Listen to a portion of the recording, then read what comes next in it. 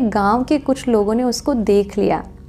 अब ये जो पूरी घटना थी, खून होना, किसने किसका खून किया वास्तविक रूप से, उस घटना को किसी कोर्ट के जज ने उस समय वही दिशा से, वही रास्ते से वो पास हो रहे थे, तो उन्होंने देखा था कि किसने उसका खून किया। अच्छा, आगे बढ़ते हैं।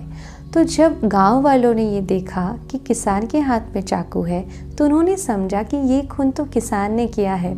तो फिर उसके ऊपर मुकदमा चला और उसको फांसी की सज़ा हो गई।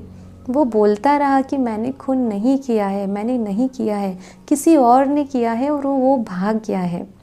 अब कोर्ट का जो जज था वो तो जानता था कि सचमुच किसान ने नहीं किया है, किसी और ने किया है, क्योंकि ये घटना उसने रूबरू अपनी आंखों से देखी थी। परंतु क्योंकि सारे सबूत किसान के खिलाफ थे, तो वो कुछ बोल भी नहीं सका। फिर जिस दिन किसान को फांसी देने वाले थे, उस दिन सुबह जज जाते हैं जेल में और इस किसान को मिलते हैं पर्सनली और उससे एक बात पूछते हैं कि तुम सच सच बताओ कि तुमने कभी भी जीवन में ऐसा कोई कर्म किया है जिसका तुम्हें बहुत पछतावा हो और उस कर्म की सज़ा मृत्यु दंड से कम न हो।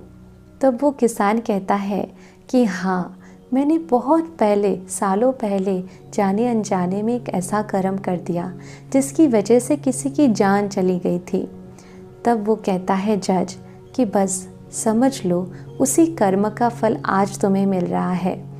तो वो किसान प्रश्न पूछता है कि जो इंसान खून करके भाग गया वो तो मज़े से रह रहा है, उसको क्यों सज़ा नहीं मिली? तब वो कहता है जज कि उसको भी मिलेगी, जैसे तुम्हारे उस कर्म की सज़ा आज मिल रही है, उसको भी उसके कर्म की सज़ा कभी ना कभी ज़रूर मिलेगी। अभी उसके पापों का घड़ा भर रहा है।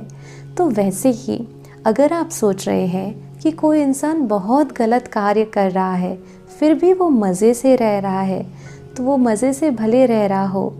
कहा जाता है कि ईश्वर कभी हमारे कर्मों को माफ़ कर भी दे, परंतु कर्म हमें माफ़ नहीं करते। तो हर कर्म का हिसाब तो देना ही पड़ता है। तो कभी ऐसा नहीं सोचना कि बुरे कर्म करते हैं वो लोग खुश रहते हैं, सुखी है।